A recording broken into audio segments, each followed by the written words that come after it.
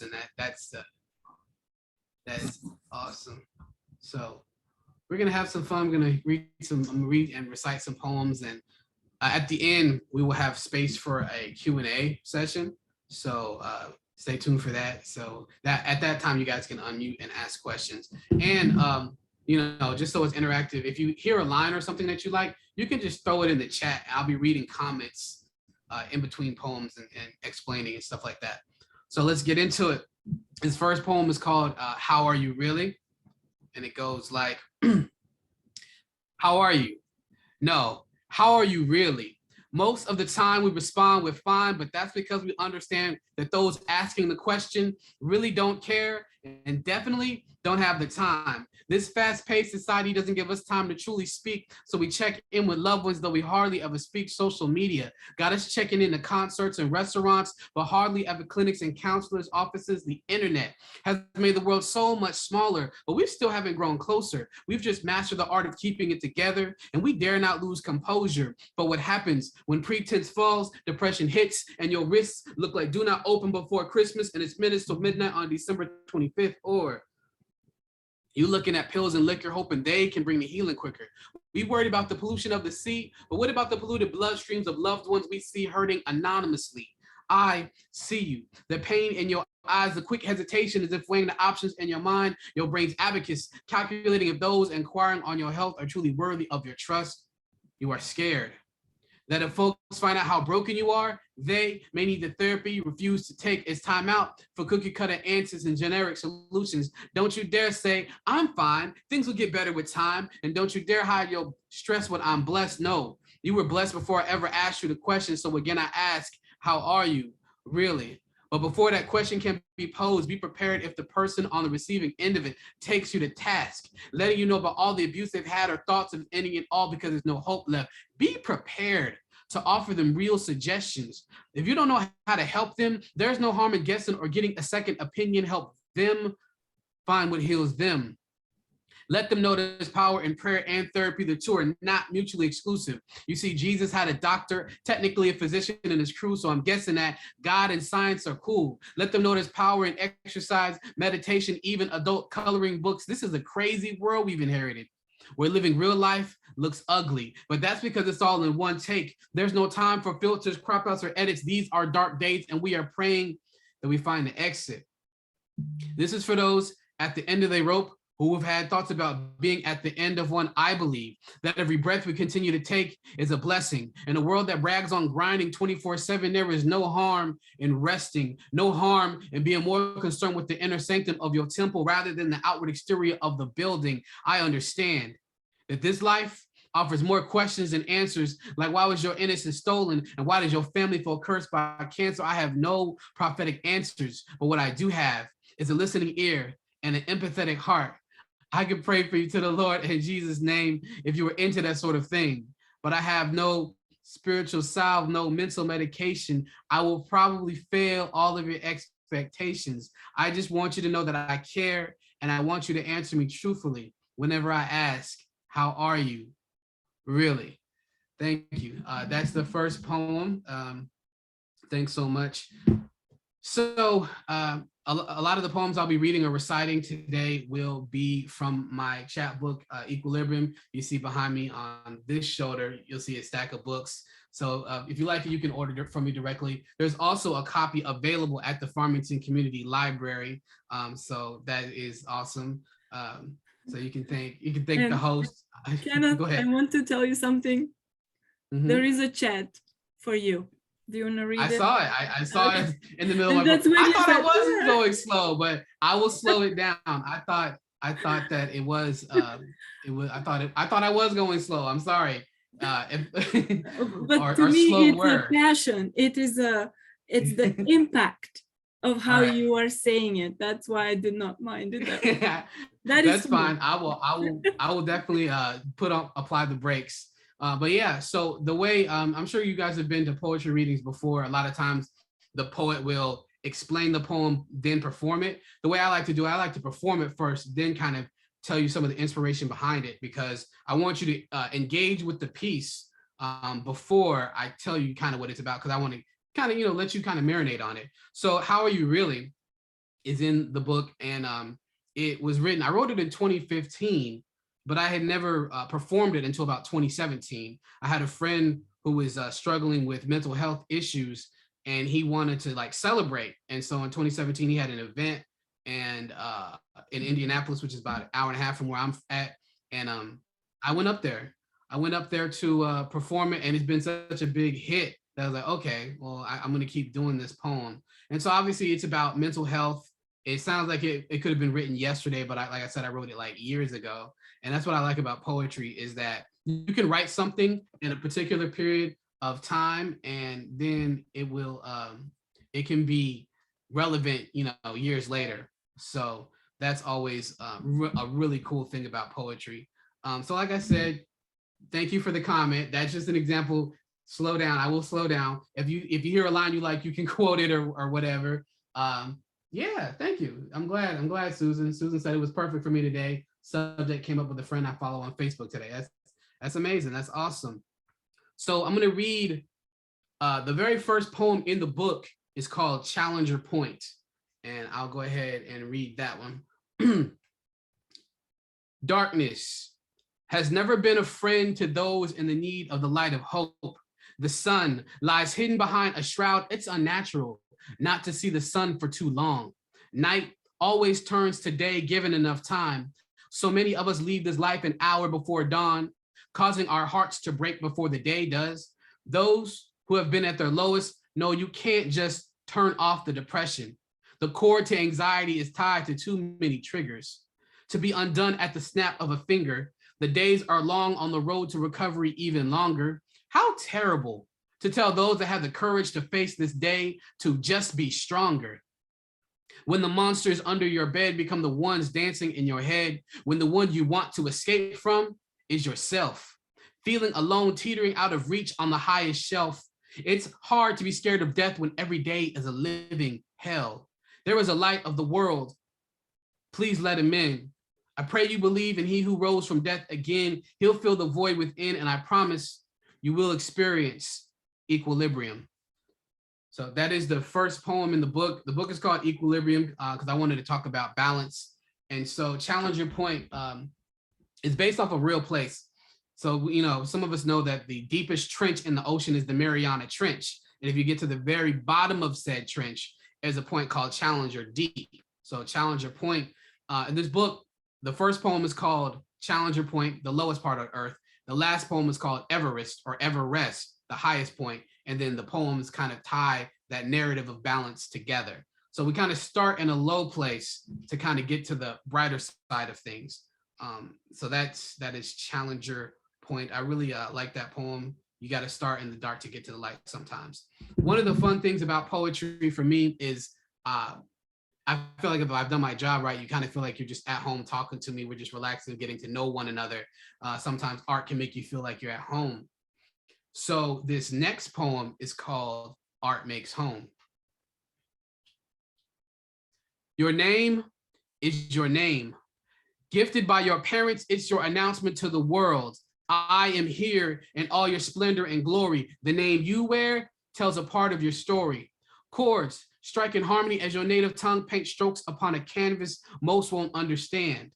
The music you make comforts others and upsets a few, but what can they expect when heritage is your muse? You are your ancestors' dreams given wings. You flew to another hemisphere, traveled to a whole new world with your roots still intact. Your motherland gave you nourishment for the journey. Inside you lies the ability to thrive in strange soil. As you travel this road freshly paved, never forget from whence the foundation was laid. Home is where your heartbeat settles into its regular rhythm. Your streets knew you and you knew them. But here in this new home, this unfamiliar space, your heartbeat pounds at an irregular pace. Over time, it will slow and beat steady. Life isn't easy. You don't expect it to be. There is still room in this country for the refugee. There is a bed for the rest you seek. Home is the place that lets you sleep, a space for comfort and healing. These four walls give you something to believe in, so believe them. You are home. Thank you. That is that piece. Get a little drink. That's Art Makes Home. I performed that at an art show last month. Somebody asked if I wrote it about the Ukraine-Russian conflict, and the answer is no. I actually wrote that back in 2020. There's a organization out in Louisville, Kentucky called KRM, Kentucky Refugees Ministries. And 2020 marked the 30-year anniversary of them helping refugees and immigrants restart their lives over in Louisville. So they wanted to celebrate. So they had an art campaign called Art Makes Home, where they were taking donations from people and art that kind of spoke to that theme. So I wrote that poem for them, and they really enjoyed it. And I was asked to perform it live last year at a library. And this poem seems to say different things to different people. I met somebody from Tulsa, Oklahoma, who said she really liked the part about home is the place that lets you sleep, because she's an activist and she's out in Tulsa, Oklahoma, where they have a very unique and particular fight. And so she doesn't get a lot of rest. So that part resonated with her. And then at the art show, I had like 3 different people say things. The part about home resonated with this couple because last year they had lost their home of 36 years in a fire. And so hearing my poem really made them think about that home that they had lost.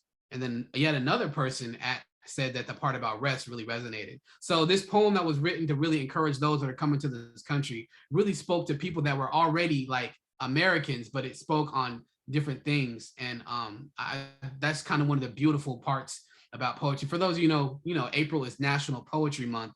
And so this is a time of sharing creative works with a captive audience and a listening audience. So I thank you for your time so far. And I don't know, I really enjoy this poem. The couple that had lost their house, they asked me if this poem was in any of my books. I've only put out 1 book, so the answer is no, but the second one I'm working on, that poem will be in there. I told her I would do that just for her because it touched her in a unique and special way. And so that's a little bit, writing to a theme. And so we're here together enjoying this time. But there was a time in my life where things could have gone all the way bad and I might not even be here to this day. And so I want to talk about that. I got a poem that I wrote about a milestone in my life that happened about 10 years ago. And so it is called The Gunshot That Almost Was.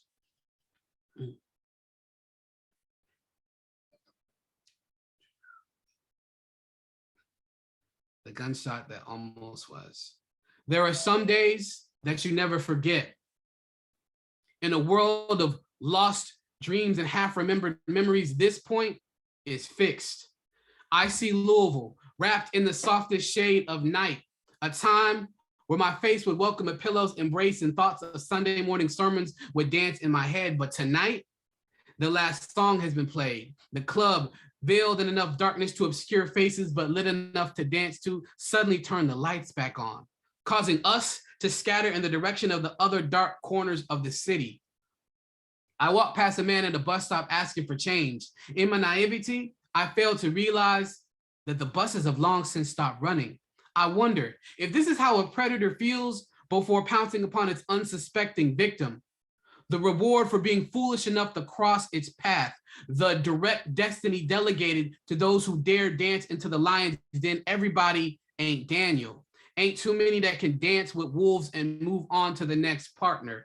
I was eye level to a gun, and he drew it with all the confidence of a third year, learning defense against the dark arts. His steel wand cast a spell on me that rooted me in the same spot like a dead-end job. You can't tell me there aren't Black students at Hogwarts.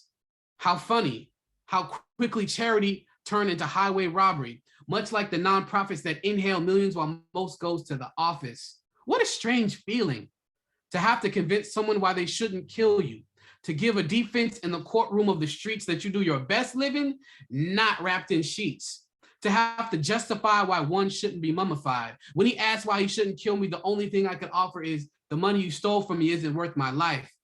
Alchemy is based upon equivalent exchange, and $21 or a Black life, they hardly weighed the same. My assailant agreed and told me to leave. Looks like I had just completed my first lesson in de-escalation, making me more trained in its art form than many police. This was the day that I learned that gargoyles are real. When the sun goes for its nightly dip, that's when the shadows grew wings and fangs, eager to tear apart those that would dare mistake an alley for a shortcut or a dimly lit street as a place to congregate. I'm not the same man at night now. All of my senses are finally tuned to the radio station of survival. My ears notice the footsteps of those that are too close to me. My eyes stare at cars to see the reflection of folks in the paint job to know who is behind me. I pray that my size is enough to ward off those that would pray against the defenseless. What a miracle it is. I was able to talk a man out of killing me. And 10 years later, I'm able to talk about it willingly. July 10th, 2011, that encounter was almost the end of me, a reminder of what I've been through when my faith gets weak. God gave me an extra 10 years, and I don't think it was to be average. All I know is I'm here for a reason. And if you are hearing this, so are you. Thank you. That is the gunshot that almost was. That is based on a real story that happened to me, like I said, 2011. And when you think about the timing, that happened in 2011. My wife, Marlisha Woods, is on this call. I met her in 2012. I graduated college in 2013. I married Marlisha in 2015, and we've been, rolling together ever since. So if that, shot had been made, like I wouldn't be here. And it happened, like the timing of all that, the things that I would have missed out on just because of that interaction. And so I always knew it happened in July. I didn't have the exact date, but on that day, on the 10-year anniversary, I was on Facebook, right? Thank God for Facebook memories. And for whatever reason, I decided to go through 10 years of Facebook memories. And I saw that. Thank you, Laurie. Laurie's like, so glad you're here. Thank you. I was like, I just went through the memories and I saw, I was like, wow, oh, we got somebody. Marilyn Cooper joined us. That is my mother-in-law. That is one of my biggest supporters. So we got family in the house. So Marilyn Cooper is Marlisha's mother. So shout out to her for joining. But yeah, so that happened in a real thing. And one of the things I find helpful, even if you don't write poetry, when you look back over your life and you see the milestones, the big things that happen, good and bad, you should write about those. Write it either in a journal, write it in a poem so you can remember. And then you can go back and celebrate and look and like, yo, these are the things that I lived through. And I think the lesson from that poem, if I could encourage anybody, is that if you're listening to this, if you're watching this, you made it. You made it through your worst days. And I'm so glad that you are here with us because I think we've all been through situations where we could have been like taken out of here, not been here. So I'm glad that you are all on this call. I'm glad to see your smiling faces. I'm glad for those who have their cameras off that you are here with us. So that, just never take life for granted. This next poem is one of my most, I believe is one of my most impactful. It's called DNA. So we mentioned earlier that I have 2 degrees. Did we mention, I don't know if we mentioned I have 2 degrees in science. I've got a bachelor's in biology, associate's in chemistry. And so this part, one of the things I love about poetry is you get to fuse the different sides of yourself. So I got to fuse the science with the literary, and what you have is DNA. So here we go. All right. Deoxyribonucleic acid, commonly referred to as DNA, hereditary material passed down from parent to child, strands of genetic coding wired through nearly every cell of the body. While for most of the world, that's what DNA stands for. Those 3 letters DNA have a whole different meaning because daddy needs to answer questions like, who are you? And why did you leave? And what kept you away from me? I know that opposites attract, causing you and mommy to react, but I also know that like poles repel. Is that why you stayed away? Am I so similar to you that the only option you had was to head in the opposite direction? I'm learning in school that for every action, there was an equal and opposite reaction. So daddy, you collided with mommy, causing me to be born, making you react the way you did. Is that what happened? Daddy needs to answer. I've got so many inquiries, but you don't necessarily address them. You didn't need to appear. Your absence, the silence in my life is akin to the deafening roar of the ocean in my ears. And speaking of oceans, you can't begin to count the number or measure the depth of the sea of tears that I have cried. You see, daddy needs to answer. I wonder why mommy won't let me see you. She treats it like a game, and I don't know if it's checkers or chess, or if you're even playing. I'm new to chess. But I want to know why mommy uses me as a pawn against you if the king and queen are on the same team. I feel like I'm being held hostage and can only lay eyes on you in my dreams. You see, daddy needs to answer. The question of children all across the globe, cries that come deep from the soul. Every child needs their dad. No matter how well the intentional mother can feel both lanes, children deserve to know both contributors to the blood in their veins. You see, parents are the amino acids used to build up the DNA of their seeds. Without both parents, that double helix begins to unravel. Their sense of significance and being wrapped up and knowing who they are and whose they are. There is the absence of a man in a child's life, as if fathers are on strike. And I don't know if they didn't think it through, thought a family was too much to hold on to, walking off the job before the benefits could kick in. If these eyes are truly the windows to the soul, then how many children are hiring? Help wanted signs tattooed on the hearts of many. They are so desperate for love, they'll take almost anyone. Hire the first man on the fly. If these eyes could truly speak, they would probably say, Father wanted, Dad need, apply. So thank you. That is DNA. I say that is one of my most impactful poems. I got married in October 2015. I wrote that in December 2015. When I married my wife, I gained a daughter. We don't say step, she's my daughter. She was 7 or 8 at the time. And one thing I noticed is whenever we would be out together, certain children would be looking sad. When I would go and eat lunch with her, we'd be out, whether it was relatives or just children in the neighborhood, they would look sad. And I knew that was because their father wasn't around. And I was just sitting and I'm like, one day these fathers are going to have to answer their children about why they left. And so this poem, it came to me. I was just sitting there thinking, writing, and I was like, DNA, Daddy needs to answer. Oh wow, that's a great title. And so that is the acronym, and I incorporated that acronym several times throughout the poem. So Daddy needs to answer. I've got so many inquiries, but you don't necessarily address them. You didn't need to appear. And then the last one I ended with, because I think I got the closing line first. It's like, eyes can truly speak. They'll probably say, Father wanted, Dad need, apply. So it was just like the first poem that I ever really tried to incorporate acronyms inside the poem. And it was really cool to incorporate that science part because, deoxyribonucleic acid is what you think of when you think of DNA, or that double helix. And why I think is most impactful, I've had grown men walk up to me and tell me that in 2019, this guy, he was 30, big old buff dude. He walked up to me and told me he was 30 and he just met his father for the first time. I've had another guy tell me that the poem touched him. And so this poem is very special. It's not in the book. I have a audible audio project on Bandcamp where that's the only place that poem lives because it's so special to me. And I love doing it live and seeing people interact with it. And I think we're at a point when I wrote it that I knew a lot of kids with no dads. But one of the things is that I'm finding a lot of people my age that grew up without a dad are determined to do the exact opposite of that. So I'm really excited that that's happening. And I always have to clarify too, like, this is not my story. The speaker of the poem is not me.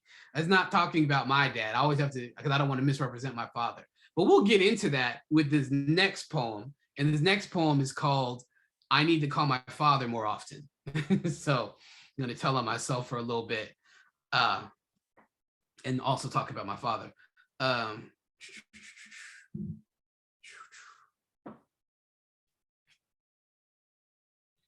I love my father. He is in his mid-50s, bred of Texas stock. Bred of Texas stock. He was braised in his summers and refrigerated in his winters. Lessons cooked into his skin that I have yet to learn. My father is Texan to the bone, but I thank God that I have never seen him in cowboy boots or hats filled with at least 10 gallons of Southern pride. Growing up, he used to tell me, "You a good little bohog. I like the way you strut." I don't know what that means. Still no idea to this day. I don't know what it means. It must be a Texan thing. My father was always around until he wasn't, until Uncle Sam's siren song sent him out to sea. And much like an eviction notice from a landlord, it was something he could ill afford to ignore. It's funny to me how the military pays one to stay away from family for months on end. Perhaps this is the calling that the deadbeat dads miss, but not my father. Whether 3 or 6 months, he always returned. And I relinquished my role of man of the house and stepped back into the part of understudy. My father, he loved me too much to let my potential go untouched. Like a toddler's vegetables, love is sacrifice. And my pops, he gave up 50% of himself so I could live. Sweat fell from his brow so I could begin to sprout. I am a U-wood arrow in the hands of one who wants to shoot me farther than he's ever traveled. He's aimed me away from laziness, poverty, and statistics. His lessons are unending. He instructs me in the logistics of avoiding police officers' ballistics. A Black father's job is never done. His seeds scatter into the cruel world that he tried to shield them from. I wonder if my father prays, we will lay him to rest before he has to bury us. And I'm a father now. And I wonder how my pops did it. The ins and outs to Black fatherhood and what he would do different. I call him old man now. He has many more years behind than he has in front. Yet while he still draws breath, I must mine lessons for the caverns of his cranium. He's my dad, the onlyest one I'll ever have. I think I should call him more often. I think he'd like that. Thank you. Thank you. I'm reading these comments from Marlisha. We all have purpose, and our most challenging moments catalyze the ability to tell someone else that progress is possible. Your story is meant for someone else to read. Thanks for sharing. I am biased, but hey, she's very biased, but I appreciate the comment. Thank you, babe. Beautifully said, Marlisha. Tori's, thank you. Poem is so powerful. My son's life was impacted by his dad not being in his life. He did gravitate to individuals that led him down the wrong path. I thank God for you and do not even know you. Thank you, Teresa. That is thank you so much. I appreciate that. It's very, very powerful. You never know how you can impact somebody's life just by being present. And when I would go to the school, I was almost like the school dad. Like I would high five some of the kids, I would wave at them. And just like one time I wasn't at a class party or something. One of the kids walked up to my daughter and was like, "Where's your dad at?" And so that meant the world to me. I was tired. I was exhausted. I got off work and had to go sleep, but I missed out. So you never know who you're impacting. Susan says, love that poem about your dad, Miss Price, beautiful. Yes, you should call more often. Yes, I'm about to get into that. Why I wrote this. I was listening to an album last year and the artist had skits in between the songs. And these skits were him calling family members. Simple thing, right? He called his mom, his dad, his grandma, his friend, and his manager. And just listening, I was convicted. I'm like, oh, I need to call my people more often. And my wife, Marlisha, challenged me. She was like, it shouldn't be a week that goes by that you don't call the two people that help make you. And so that's my personal challenge to myself is to call my parents at least once a week. And we've been talking more often now. And so that's something that I said that, I wrote that, read the poem from my dad. He loved it. He said he heard it before. I don't remember reading it to him, but he said he heard it before, and he appreciated that. And if the lesson from this poem is, I would say, just call your people. Like pandemic has been hitting all of us. I feel like, dare I say, most of us have probably lost somebody. I had a frat brother die on December 31st. Like he didn't make it to the new year, missed it by that much. So people are here today, gone in an instant. So call your people. If you got a grudge, bury that. I've learned enough where if somebody that I haven't thought of comes to my mind, I reach out, pray, do something to contact that individual because we need each other at the end of the day. We all need each other. So that is my poem about my dad. Need to call my dad more often. He looks forward to my calls now, so that's something. The next poem I'm excited to do. This next poem is in my book, Equilibrium. Like I said, I got plenty of behind me. In case you want to order. And if you like what you're hearing, you can connect with me. My website is refresherpoint.com. I'll throw it in the chat at the end. You can subscribe to my newsletter. I send out a newsletter every other week. This month has been crazy, so I've been sending out every week because I've got stuff going. I don't sell your information. I don't spam. It's just so you can keep up with what I've got going on. And also, I try to have an encouraging word near the end of it as well. But yeah, meticulous. Here we go. Um, Never underestimate the power of your words. You see, we live in the age of word count. Every syllable is tallied and held in record, so you best make your words count because life and death are in the power of the tongue. And I see some of you are still doubtful. Just think about all the lives lost as a result of cyberbullying. With a click of a mouse and some typed letters, souls are crushed and hope is fettered. There's too much going on in this world, so I can't keep wasting words. So many of us believe we were made in the image of God, but we fail to realize that just as his words give life, ours have the same effect. And no, we may not be able to bring planets into existence with our words, but our words shape the world around us. So you see, your words create your world. What you breathe into existence will be the framework for the portrait that your life will be painted in. This is why complaints are nothing more than ink blots on a freshly printed page. They take the focus off the words and in some cases hide a part of the story. This is why every word that I spit is handpicked. It was carefully considered and cautiously critiqued because while I'm whispering sweet nothings in y'all's ear, there was someone outside literally dying to hear words like, hello, what's your name? You matter. Or the most dangerous word in the world, love. So as you can see, I must title my words as a customer, calculating how much tip to leave. Should I give 15 or 20%? How much to speak if I'm able? Because just like them, I can't afford to leave too much laying on the table. There's too much.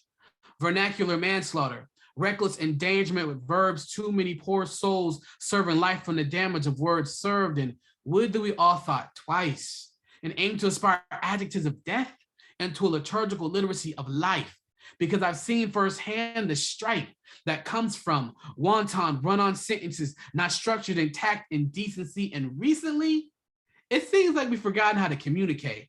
But I'm not perfect, so I won't cast a stone. Rather, I will build. Use my tongue to paint beautiful pictures in light of the sun and light of the man I like to become.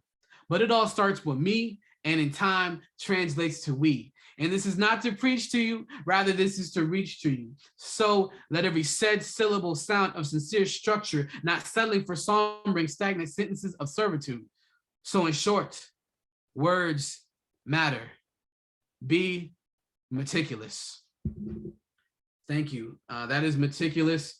That is, like I said, that is in equilibrium. I wrote that poem back in like 2014. The goal was to get on this poetry show called Verses and Flow. Short story, long story, less long. I did not get on this show, but I was left with this incredible piece. And when I was writing, one of the rules was you could not use pop culture references. You could not reference intellectual properties. Everything had to come from in here. So I remember writing it. It was late at night, like 11 or 12 at night. And I'm reciting out loud. I get a knock on my bedroom door because I'm still staying with my parents. Not tonight, son. Not tonight. So I was going in, and I guess I was keeping my dad awake. So, but I was left with that piece. I've been performing it. People love it. Meticulous is just a $4 word for being picky, and I want us to be picky with the words that we use against each other, but also more importantly, the words we use on ourselves. That negative self-talk is real. The people that are broke, they always call themselves broke. Guess what? They're broke. It's a self-fulfilling prophecy. So if you don't like your situation, one, change your thoughts, and then those thoughts become words. So change your thoughts, change your words. You'll change your life. So that's something that I really believe. And I think thirdly, this is even more relevant now. Watch the words we use online. We've seen some people say some things. I was born in the late 80s, grew up in the 90s. The things people say now would have got them like punched in the face. Not that I'm condoning violence, but there was just a way people weigh their words a little bit heavy when there's real life repercussions. Like people say anything on a keyboard. I call them keyboard warriors, Twitter thugs, all those, because they just real bold behind the anonymity of the internet. And I really hope that we just show each other more grace. Everybody's going through something. So be careful with your words. And I think that's one of my favorites to perform. I've been doing it so long. I can do it at the drop of a dime. It's like a part of me. I don't have to rehearse that too often. In the same vein, I'm actually going to read something, another poem that's from my book. It's called Breathe, since we're talking about words and breath and all of that fun stuff. Um, breath or breathe. It's cold enough to see your breath move. What are you seeing?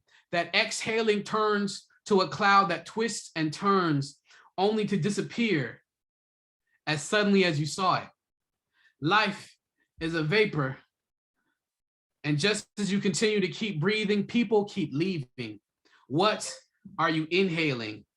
As you breathe in, you absorb your environment without even trying it. Is there gossip in your nostrils?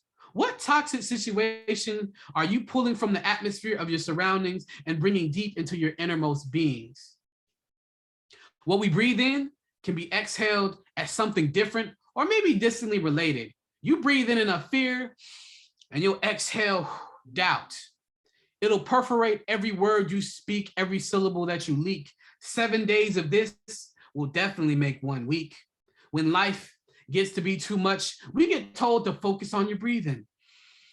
What is coming into our bodies and what is leaving?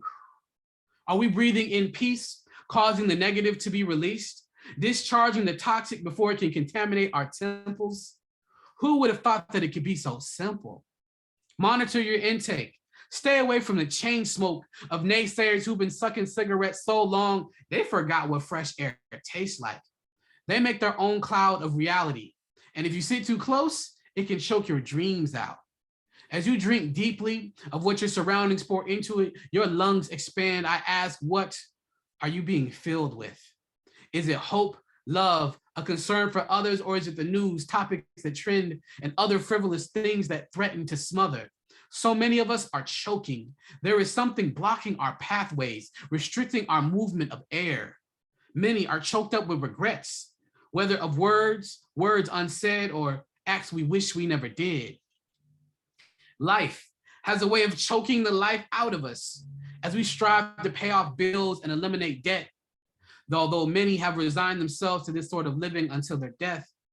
But that's what hope is for. Hope is the Heimlich for what's been hindering you. You can't always see it, but hope is surrounding you. Every new day that you breathe in is another reason you need to believe that you can win. You were designed for more than just sucking in wind. You were made to be a breath of fresh air, not just for yourself, but to breathe life into someone else's lungs. I know that there's life and death in the tongue, but I also believe that there's life in your lungs. I know the coldest times is when you can see it, but faith is continuing to breathe even when you can't see the benefit of continuing to breathe again. Watch what you do, where you step. But in today's time, I want you to watch your breath. Thank you. That is that piece. Miss Price says, yes, words matter.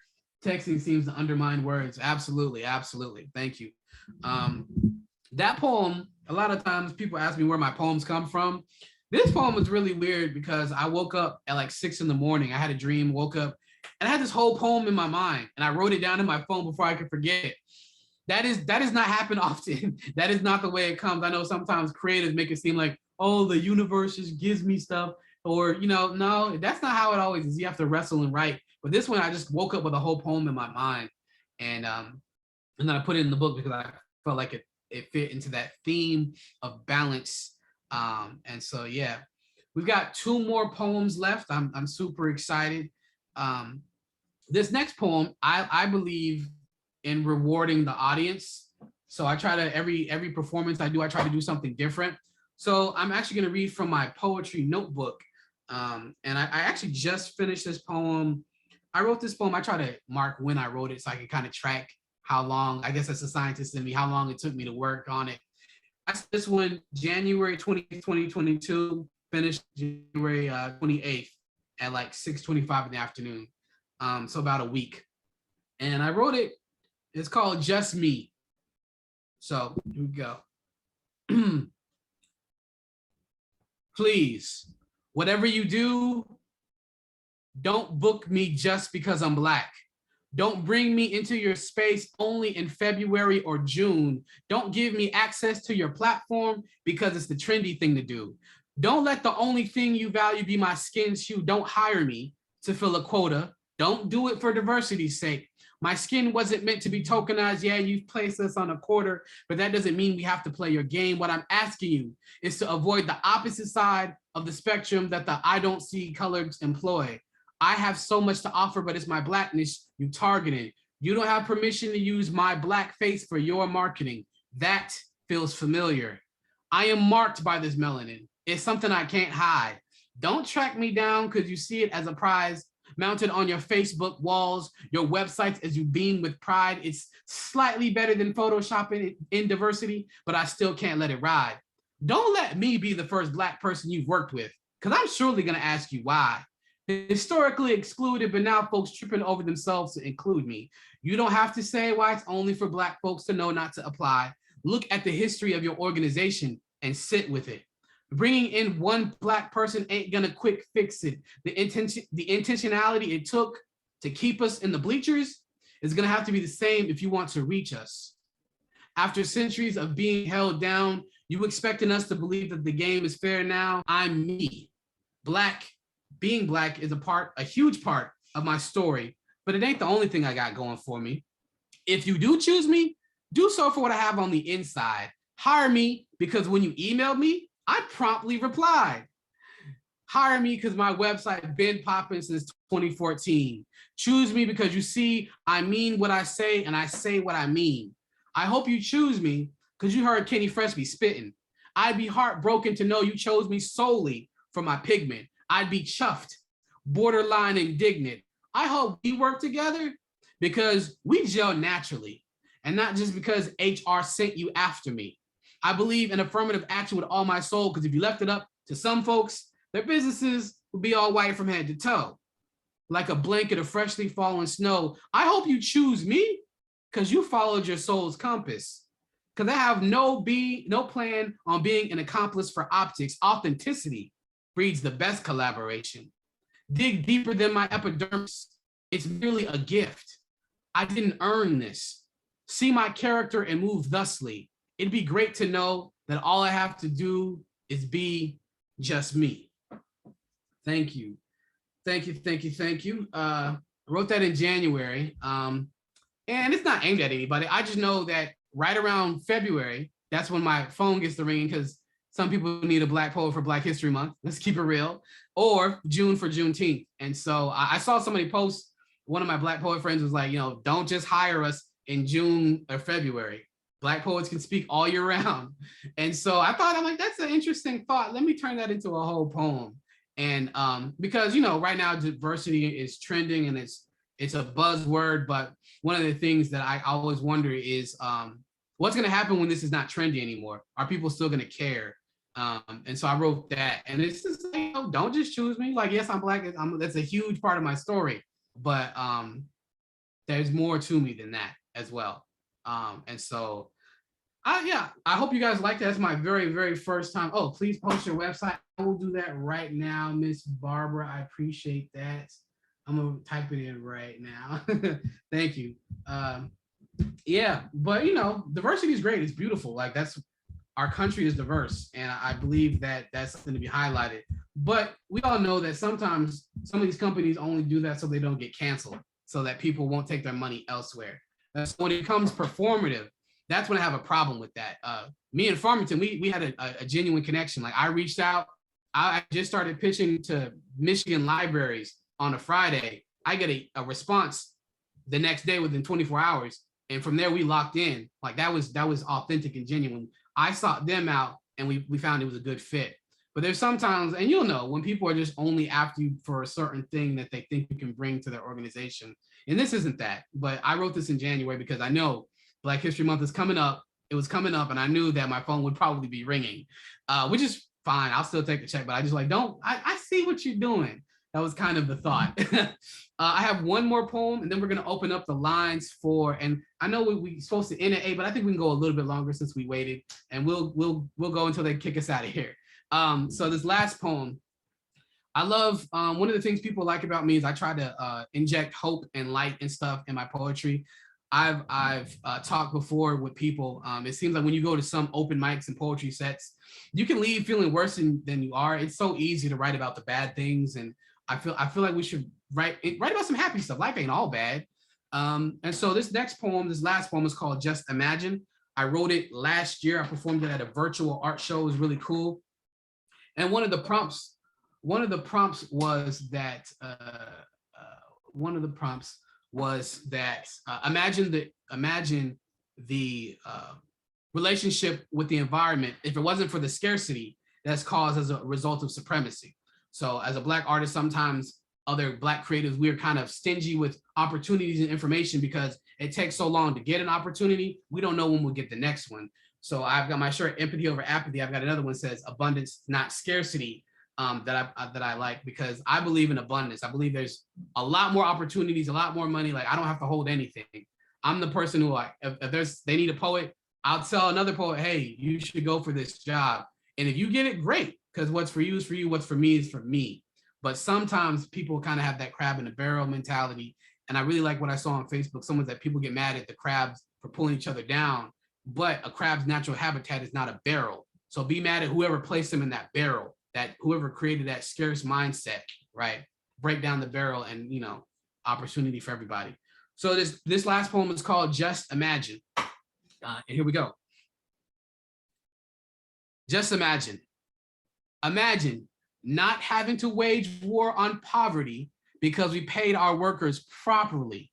A living wage with more life in our days. Imagine a world where Blacks didn't have to beg for scraps, positioned below a table we were never invited to, praying for food to fall from plates not designed for us to eat from. Imagine a world we're no longer begging with our mouths open wide, begging for opportunities to be placed inside, but instead force-fed, empty promises to fill up on not nows and just waits. It would be normal not to see white bread as the optimal, with the crust cut off so as to save that bleached flour from contact with anything the shade of brown. Imagine a world of pumpernickel, wheat, and rye, and America with no choice but to swallow this dark bread with grains as coarse as the natural hair many ask to touch. It would be an example of how nature's best is in white bread.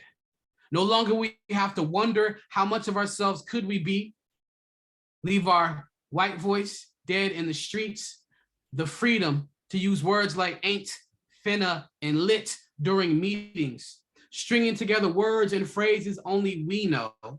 Chad would ask where the money reside, and we would say nothing, or hint with coy replies, perhaps Urban Dictionary may become required reading. Imagine the arrogance to look at our counterparts in the eye and say, we didn't come here, but we sure ain't leaving.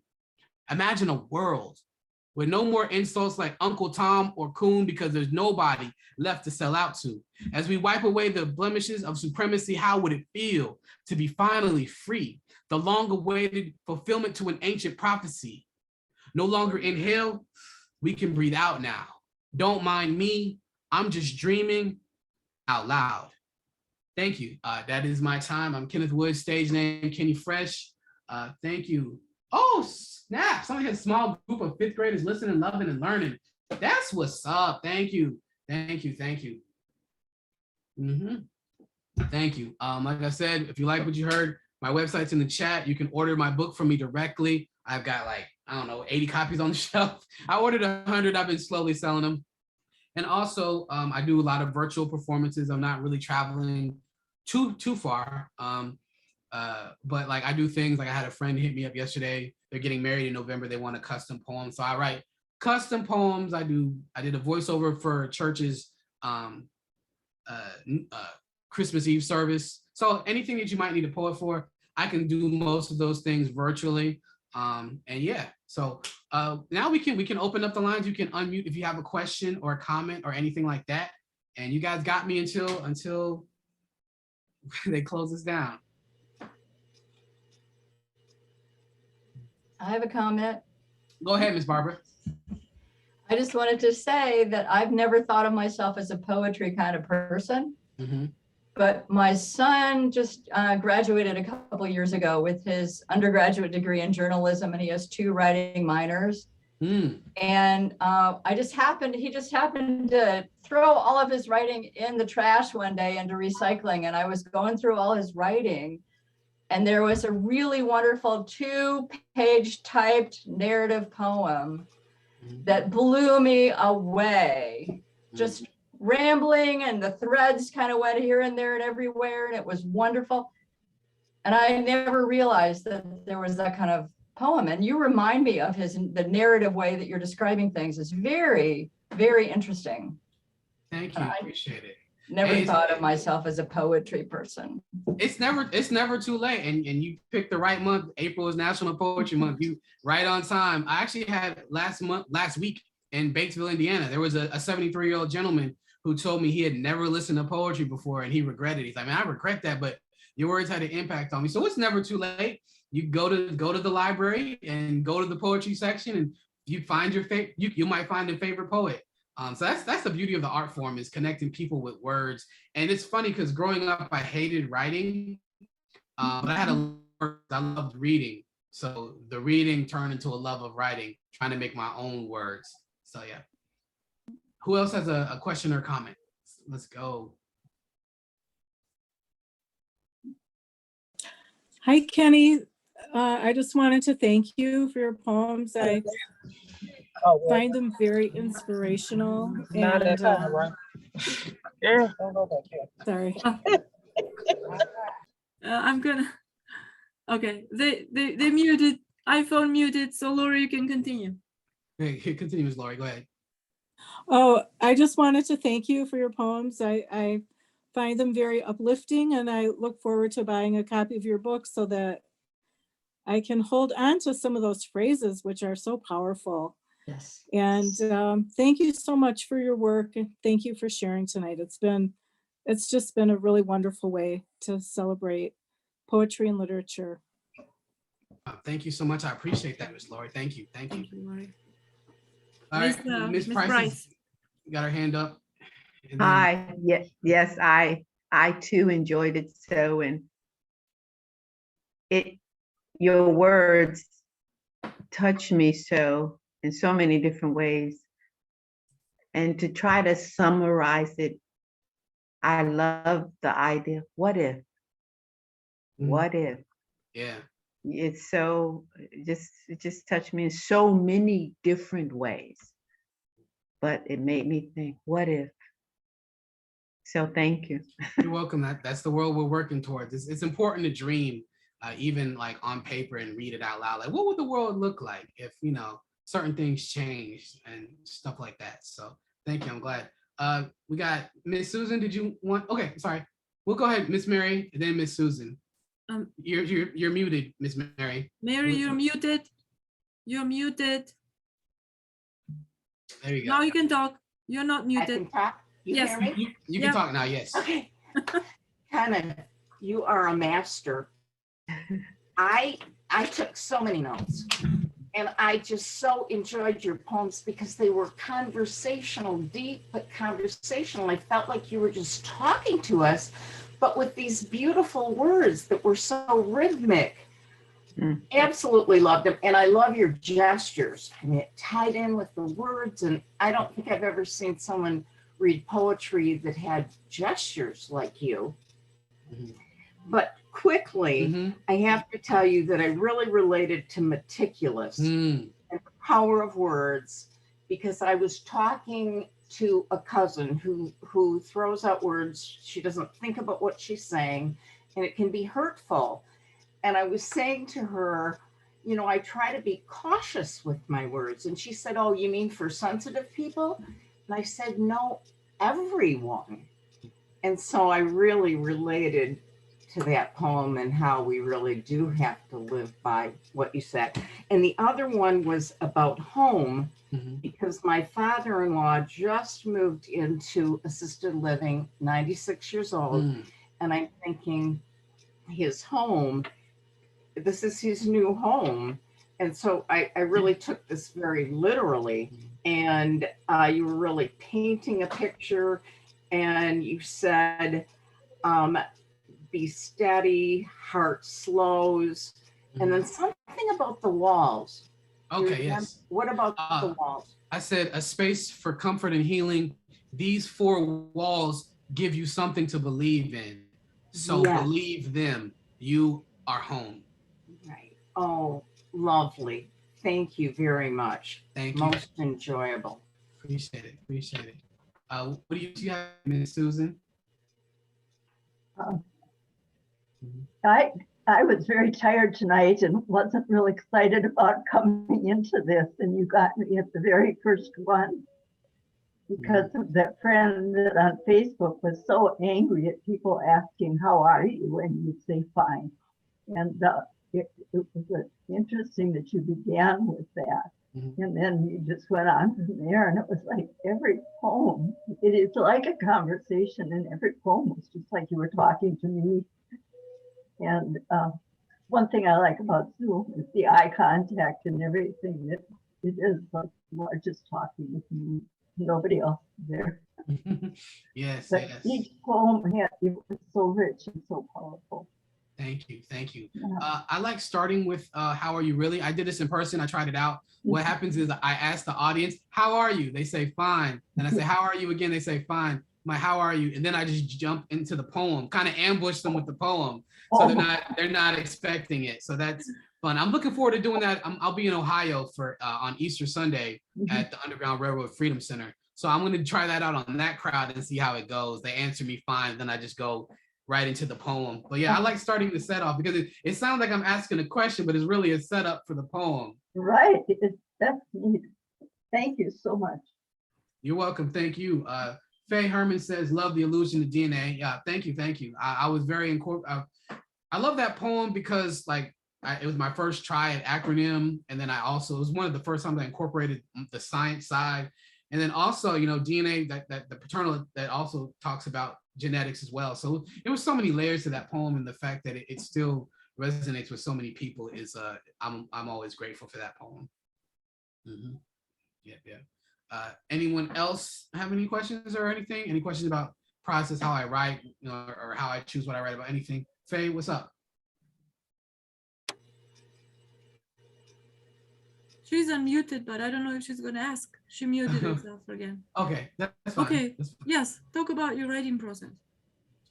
Yeah, so when I write, it comes in different ways. Sometimes I'll get the ending, the last line first, and so then I have to reverse engineer. It's almost like a punchline. I have to find a way to set up to get to this punchline. So like DNA, I think one of the first lines that came to me was the ending, father wanted, dad need apply.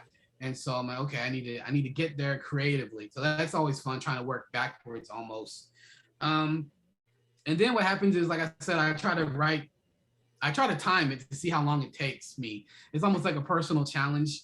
And I try to write every day. Every day might not be a poem. I have 3 different journals. I have a journal for my everyday living life. I have a journal for my poetry. I have a journal for my like spiritual discipline, like Bible study and stuff like that. So I have 3 journals, and I'm writing in one of them every day. And I've just finished a poem like yesterday. And so I'm trying to stay sharp. And my love of words comes from a lifetime of reading. And yeah, so that's always fun. Hey, Zanelle. I met Zanelle on LinkedIn. She was sharing about this event and connected on Twitter. Hey, I just finished, but the good news is we're recording. We're recording it, so she'll put it up later. Yeah. Right now is my speaker, Kenny, for May 11th. So. Oh, okay. Awesome. Yeah, awesome. So I was just talking about my writing process, and it varies. I like to write. For me, it's not real if I don't use like pencil and paper. I write with like a mechanical pencil, and just kind of fill in the lines. That's real to me. I can write on my phone if I don't have paper around, but it just doesn't feel right to me. I don't know if I'm like a purist or whatever, but it just feels like there's something about tangibly writing. You release that energy and you just it just feels real. The poem, it feels like it means more to me.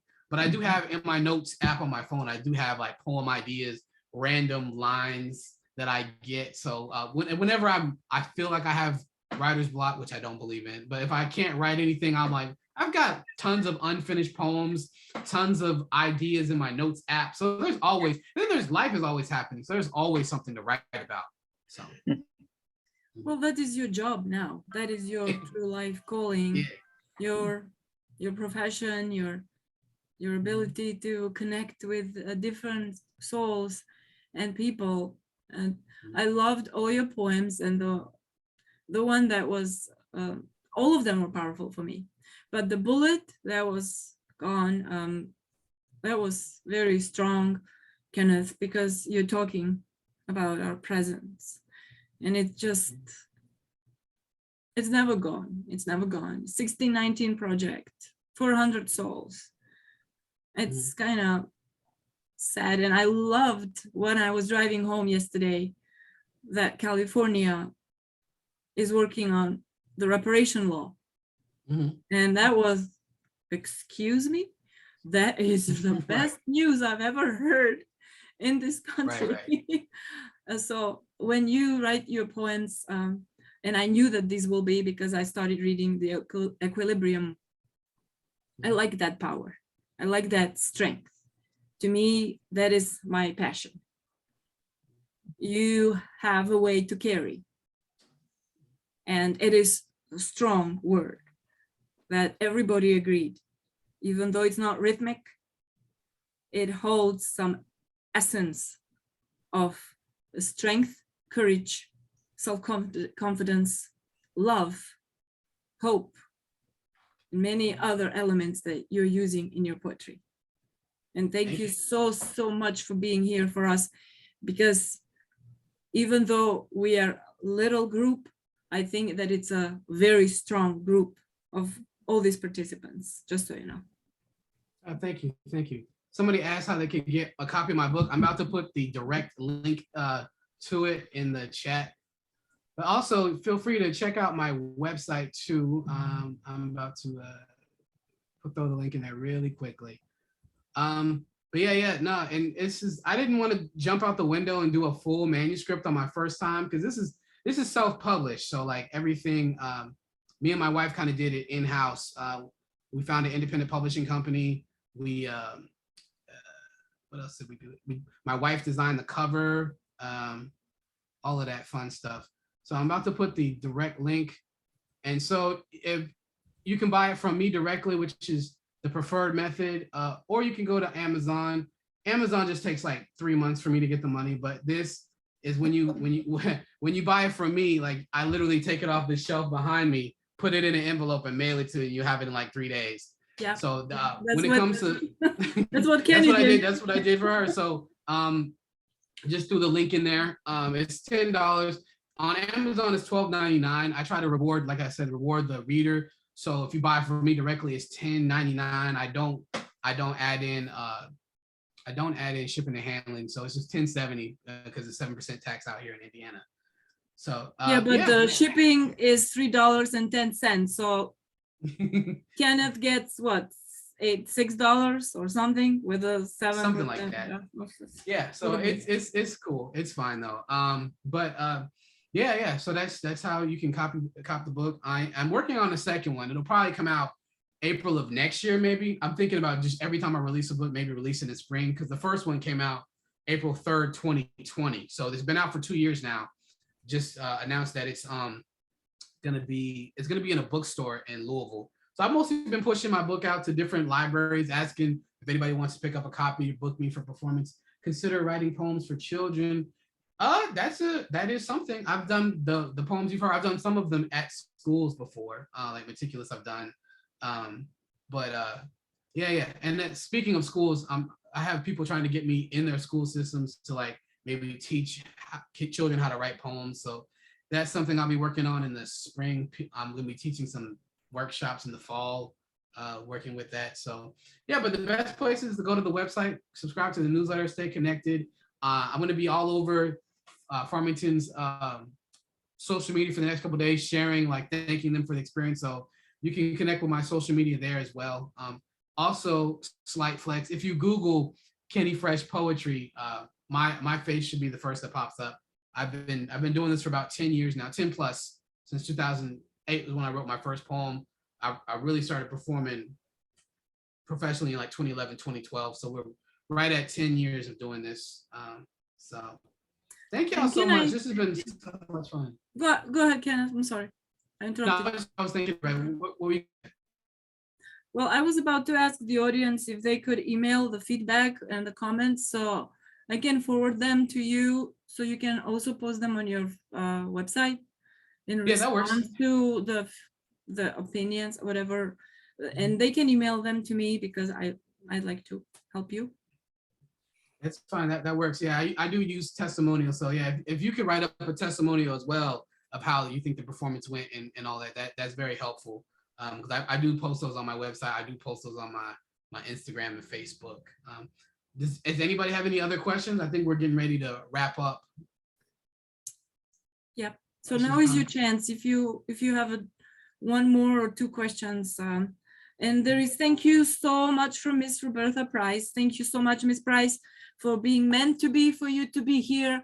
Thank Thank you. outside the box. Thank outside the box. Yeah, thank you. Honestly, Kenny, you blew our mind. I'm so grateful to you, and I'm grateful to everybody who was invited, and they did this because not for me. I wanted them to do it for you. And Barbara has to come next Wednesday at our poetry reading so she can read her son's poem that she found in the recycling. Oh, no. Oh, no. It's 2 pages long. No. Oh, it's okay because Edna I Melee, have 2 pages. It's an awful lot of words. It's like a little essay. It's a lot. well, That's just fine. like Kenneth. It's And beautiful. I'll make him come. Yes, I would love to have him come. I'll drag him and he can come read his poem. So Yeah. this has been recorded, just so you're aware. And if you guys want me to send you the recording, I have no idea when I stop it what happens, because it's the first time I have recorded on Zoom. And hopefully I can figure it out. I'll be very happy to send it to Kenny and put it on our Facebook, and he can put it on his Facebook or whatever we need to do, because we like to promote this young, wonderful poet. Thank you. Appreciate it. Y'all enjoy the rest of y'all's evening. Thank you so much for coming out. I really appreciate it.